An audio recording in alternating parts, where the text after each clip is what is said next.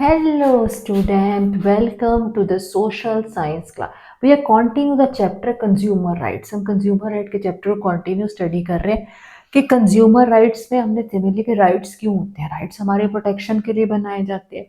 हमने right to inform, right to choose और deny हमने study कर लिया. अब मैं इसके साथ थोड़ा अब हमारा टॉपिक है where should go to get justice. जैसे हमने इब्राहिमी के केस में मैथ्यू के केस में समझा कि क्या हमारे क्या राइट्स हैं, वही right to inform, right to check समझा हमने समझा। पर अगर हम उन राइट्स के थ्रू भी हमें प्रॉपर जस्टिस नहीं मिलता तो हम लोग कहाँ जाए कि हमें राइट्स हमारे राइट्स तो हमें पता चल गए, हमें राइट्स के लिए हम कंप्लेंट भी कर सकते सर, पर हमें प्रॉपर जस्टिस नहीं मिलता तो हम कहाँ जाए। Where should we get to justice, हमें जस्टिस के लिए कहाँ जाए, हम न्याय के लिए कहाँ जाए, वेयर वी गो। समझो, right to seek redressal against unfair trade practice any exploitation if any damage is to done consumer get compensation depending upon damage. Right to seek redressal मतलब ये कि अगर कंज्यूमर के साथ कोई भी अनफेयर प्रैक्टिस होती है, कुछ भी अनफेयर प्रैक्टिस होती है, एक्सप्लॉयटेशन होते हैं, उसे कंपनसेशन मिलेगा according to depending upon the damage. उसकी डैमेज के बेस पे ही उसको कंपनसेशन मिलेगा ही मिलेगा, ये उसको जस्टिस मिलेगा ही मिलेगा। अब आगे समझो, आपको क्लियर होगा, अब आगे डिटेल में समझोगे।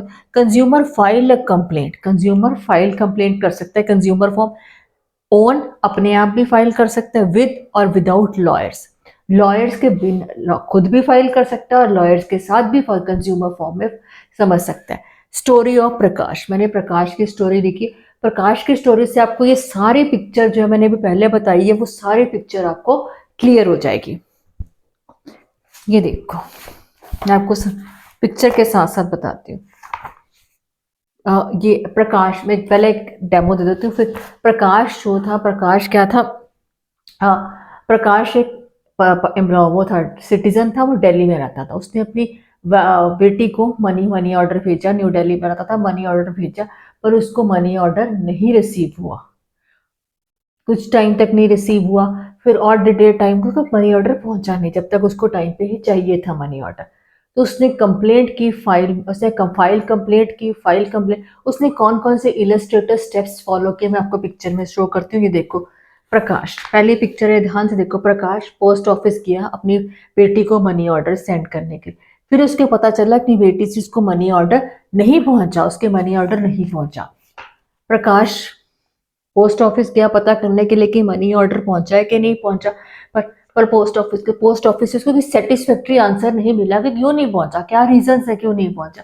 फिर उसने क्या किया, कंज्यूमर फॉर्म के अंदर कंप्लेंट फाइल कर दी अपने आप कि मेरा मनी ऑर्डर अपनी डेटर तक नहीं पहुंचा। फिर क्या हो गया, उसने कंज्यूमर कोर्ट के अंदर, उसके बाद उसने कंज्यूमर कोर्ट के अंदर प्रॉपर केस फाइल किया कि नहीं हमें तो जस्टिस चाहिए से। तो उसने प्रॉपर ये रजिस्ट्रेशन एक फॉर्म सा दिया होगा, सबकी बुक्स में अपनी वॉच करते हैं ना, उसमें फाइल किया उसने। और कंज्यूमर कोर्ट ने केस को थर्ड पार्टी को, अदर पार्टी को दे दिया। फिर कोर्ट ने क्या किया, अच्छे से प्रॉपर उसको केस को स्टडी किया, डिटेल दिया और अपनी वर्डिक, अपनी जजमेंट अनाउंस की।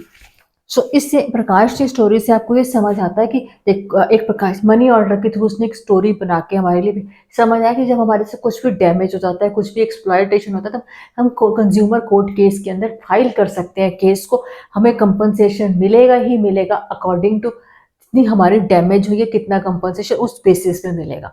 सो क्लियर दिस पॉइंट कि आपको प्रकाश की स्टोरी और कौन कौन से स्टेप्स प्रकाश ने फॉलो किए। अब आगे चलते हैं, आगे हम चलते हैं कंज्यूमर मूवमेंट इन इंडिया। मैंने पॉइंट लिखा कंज्यूमर मूवमेंट। ये कंज्यूमर मूवमेंट्स जो है, ये वो कंज्यूमर मूवमेंट्स चल रहे हैं इंडिया के अंदर। इसको ये नहीं वॉलंटरी और क्या है, ये एक वॉलंटरी ऑर्गेनाइजेशन है, ये गवर्नमेंट की तरफ से नहीं, ये वॉलंटरी ही लोगों ने ही एक ऑर्गेनाइजेशन बना चुके हैं। कंज्यूमर जो है वो अकेला भी अपना केस को फाइल कर सकता है, जब सारे एकजुट होकर मिल के, सारे के सारे लोग मिल के इकट्ठे होकर जब फाइल करेंगे, बात को उठाएंगे, वो भी तो फाइल कर सकते हैं अपना केस। पहले टाइम में तो होता था ये स्टेप्स, आजकल क्या होता है, टाइम चेंज हो चुका है, टाइम इतना एडवांस हो चुका है, तो क्या हम लोग इंटरनेट के थ्रू भी इस चीज को पॉइंट को उठा सकते हैं, थ्रू इंटरनेट ही हम लोग केसेस फाइल कर सकते हैं, या हम खुद जाके भी केस वहां पे फाइल कर सकते हैं।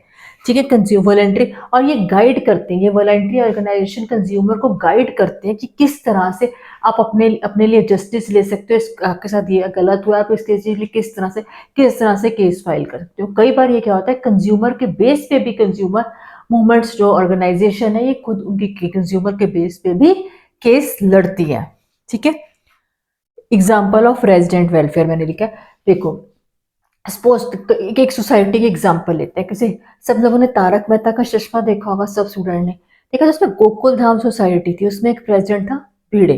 मैं एक एग्जाम्पल ले रही हूँ, आपको एग्जाम्पल से ज्यादा क्लियर होगा। तो वो क्या था, वो सारी इसको उससे कहते हैं रेजिडेंट वेलफेयर। वो जो भी सोसाइटी में कोई प्रॉब्लम होती थी, कुछ भी होती, तो वो उस चीज को सोसाइटी को प्रॉब्लम को सॉल्व करता है प्रेसिडेंट उनके, उसकी सोसाइटी की जो भी प्रॉब्लम्स हैं, कुछ भी खराब हो गया, कुछ भी ठीक कराना है, सोसाइटी से मेंटेनेंस चार्ज लेना, वो सारा चीज इस चीज को समझ। मैंने इसीलिए तारक मेहता की स्टोरी का एग्जाम्पल है, सबको स्टूडेंट को इजिली अंडरस्टैंड हो जाए। Resident of area. अब आगे चलते हैं, कोपरा। कोपरा क्या है, सब लोगों ने कोपरा पहले प्रीवियस वीडियोस में मैंने समझा है, कोबरा एक्ट था 2005 में आया था। Three three tier quasi judicial machinery. ये क्या है, ये प्रॉपर जुडिशियल ही नहीं है, पर ये थ्री टायर्स मतलब जैसे कोर्ट के, ऐसे कोर्ट की तरह ही है, पर ये जजमेंट देते हैं। अब ये जजमेंट देते हैं कि 3 लेवल्स के अंदर जजमेंट देते हैं। लेवल फर्स्ट है ये district level, state level and national level. District level तक ये केसेस कहाँ तक इन्वॉल्व करते हैं, 20 लाख तक। जो 20 लाख तक के केसेस होते हैं, जो किसी के साथ प्रॉब्लम्स होती है, उसके लिए 20 लाख के केसेस तक के केसेस फाइल करते हैं। और फिर अगर कंज्यूमर को वहां डिस्ट्रिक्ट लेवल पे जस्टिस प्रॉपर नहीं मिला, तो कंज्यूमर क्या कर सकता है, स्टेट लेवल के ऊपर केस कर सकता है, केस स्टेट लेवल के ऊपर केस फाइल कर सकता है। कि स्टेट लेवल जो है वो 20 लाख टू 1 करोड़। अगर उसको कंज्यूमर को सेटिस्फाइड नहीं हुआ स्टेट लेवल पे भी, वो कंज्यूमर नेशनल लेवल पे भी केस को फाइल कर सकता है। वो केस क्या रहता है, एक्ससीडिंग 1 करोड़ तक के केस। तो ये कोपरा जो है वो 3 क्वाड लेवल मशीनरी है। अगर कंज्यूमर को, सबसे पहले कंज्यूमर के साथ कुछ प्रॉब्लम हुई, एक्सप्लॉयटेशन हो, उसने डिस्ट्रिक्ट लेवल तक डाला केस, अगर उसमें उसको जस्टिस नहीं मिला, वो क्या करेगा, स्टेट लेवल पे जाएगा, स्टेट लेवल से नेशनल लेवल पे जाएगा। अब आगे समझो, right to represent in consumer को। सो दिस पॉइंट आगा, कंज्यूमर जो है वो राइट टू रिप्रेजेंट कर सकता है इन कंज्यूमर कोर्ट्स के अंदर। So student understand this topic. हमने अभी तक स्टडी किया कंज्यूमर को कौन से राइट्स मिले, किस तरह के अवेयरनेस होनी चाहिए, इन्फॉर्मेशन मुझे कंज्यूमर किस तरह से केसेस को कर सकते हैं। अब हमें ये कंज्यूमर को कहाँ जस्टिस मिलेगा, आज स्टडी किया। मैं एक बार से फिर एक रिकैप दे देती हूँ, रिकैप कि कंज्यूमर के साथ कुछ भी एक्सप्लॉयटेशन होती है, कुछ भी, उसे कंपनसेशन मिलेगा ही मिलेगा, पर डिपेंडिंग अपॉन द डैमेज। जो हमने समझा स्टोरी ऑफ प्रकाश की स्टोरी के अंदर कंज्यूमर जो है खुद फाइल कर सकता है केस विदाउट और विदाउट लॉ। आजकल तो कंज्यूमर मूवमेंट्स भी बहुत ज्यादा इंडिया में अवेयर है, चल रही हैं। और रेजिडेंट वेलफेयर जैसे सोसाइटी के एग्जाम्पल मैंने आपको दिए। और हमने कोपरा स्टडी किया, कोपरा के अंदर वो ट्री क्वाइट जनरली जो कंज्यूमर जो केस कर सकता है कंज्यूमर को district level, state level and national level. Students, अगर किसी को कुछ नहीं समझ आया, please write down on the comments में आपकी क्वेरीज को क्लियर करूंगी।